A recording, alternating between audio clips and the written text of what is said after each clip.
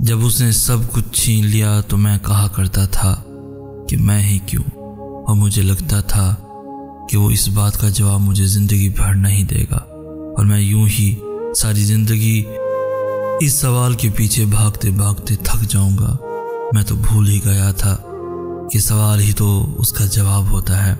फिर जब उसने हर शय से नवाज दिया तो मुझे हैरानगी होने लगी कि मैं तो इस काबिल नहीं था।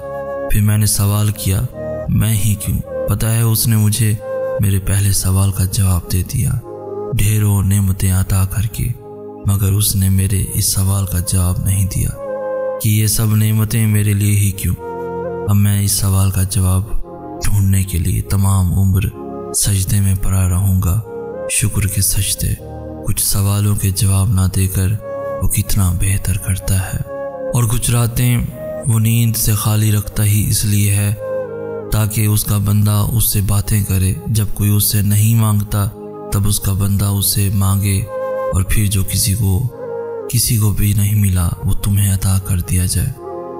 सुनो, अगर तुम्हारे लिए कोई चीज़ बेहतरीन है तो वो तुम तक पहुंचा दी जाएगी, और अगर तुम्हारे लिए बेहतर नहीं है तो आकर भी चली जाएगी। तुम अल्लाह की मसलियतें नहीं समझ सकते, उस रब की मसलियतें तुम्हारी सोच के बरअक्स हैं।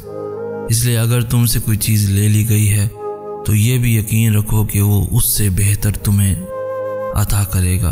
तुम बस हर हाल में उसका शुक्र अदा करते रहो और अपने नसीब की बेहतरी मांगा करो, क्योंकि बेशक वो ही बेहतर जानने वाला है। अल्लाह रब्बुल इज़्ज़त तुमसे जितनी मोहब्बत करता है वो तुम्हें उतना ही आजमाता है। वो तुम्हारी मनपसंद चीज़ को तुमसे दूर करके तुम्हें खुद तक लाता है। वो तुम्हारे हालात से नावाकिफ नहीं है। वो जानता है कौन सा दुख तुमने आंसुओं में बहा दिया और कौन से दुख को खुद में जब्त कर लिया। उसने देखा है तुम्हारे दिल का हजारों टुकड़ों में टूट कर बिखर जाना। वो भूला नहीं है तुम्हारे अज़ियतनाक तवील सजदों की कैफियत को। वो तुम्हारी तमाम बेसुकून रातों का गवाह है, और उसने तुम्हारी उन बेशुमार दुआओं का भी हिसाब कर रखा है जो तुमने उसके सिवा किसी से नहीं कही। वो तुम्हें बुरे वक्त से इसलिए गुजारता है ताकि तुम अपने अच्छे वक्त में उसे याद रखो। अल्लाह रब्बुल इज़्ज़त तुम्हारे साथ है और वो हमेशा तुम्हारे साथ रहेगा।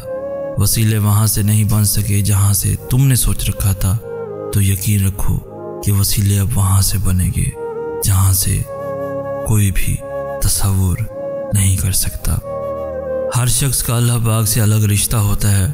अल्लाह से अपने रिश्ते को महसूस करें, उस पर यकीन रखें, इतना कामिल यकीन कि उससे अपनी हर बात मनवा सकें। यकीन करें अल्लाह की मोहब्बत के अलावा किसी मोहब्बत में सुकून नहीं है, उसके अलावा कोई अच्छा दोस्त भी तो नहीं है।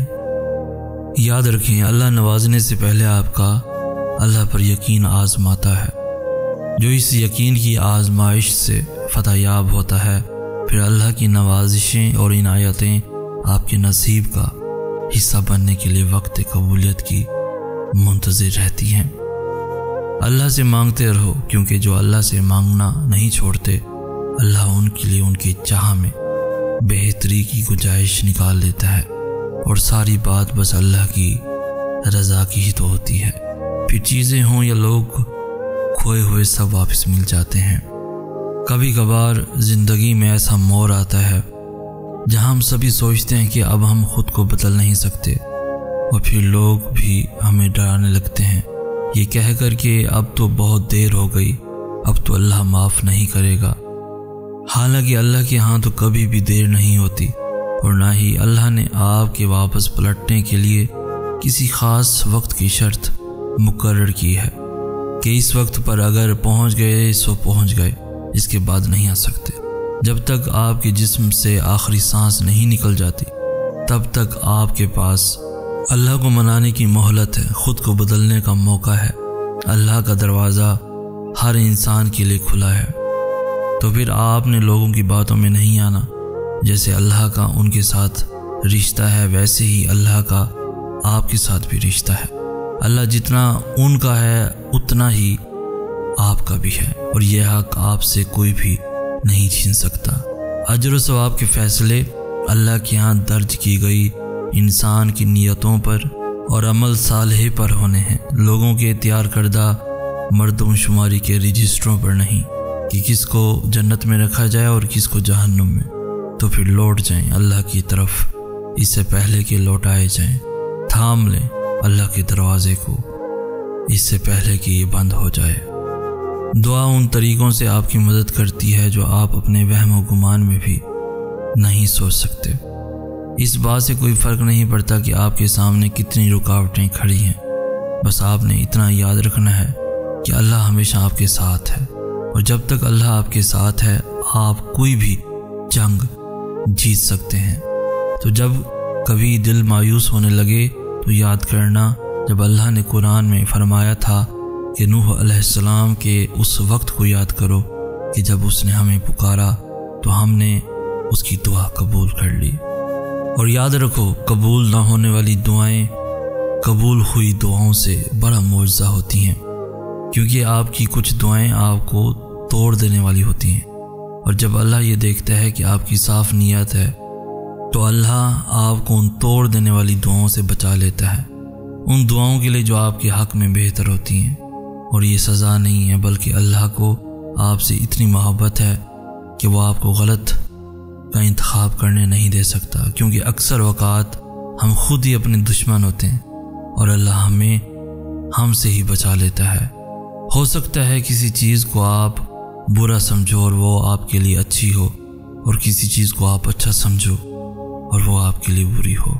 आप नहीं जानते, लेकिन अल्लाह खूब जानता है। अल्लाह को मनाना तो आसान है, लेकिन अल्लाह की मानना मुश्किल काम है। इसलिए अल्लाह कभी कभार हमें ज़िंदगी के उस मोड़ पर ला खड़ा करता है जहाँ हमारे पास कोई भी ऑप्शन नहीं बचता, फिर हमें अल्लाह की माननी पड़ती है। और यही हमारे ईमान का इम्तिहान होता है कि जिस चीज़ का हम अल्लाह से दावा करते हैं, क्या वाकई हम उस पर पूरा भी उतर सकते हैं। अपनी रज़ा के लिए तो सभी यकीन रखते हैं अल्लाह पर, लेकिन अल्लाह की रज़ा के लिए सब्र सिर्फ ईमान वाले करते हैं, पुख्ता ईमान वाले। और याद रखें कि जो अल्लाह की बात नहीं टालते, अल्लाह भी फिर उनकी बात नहीं टालता।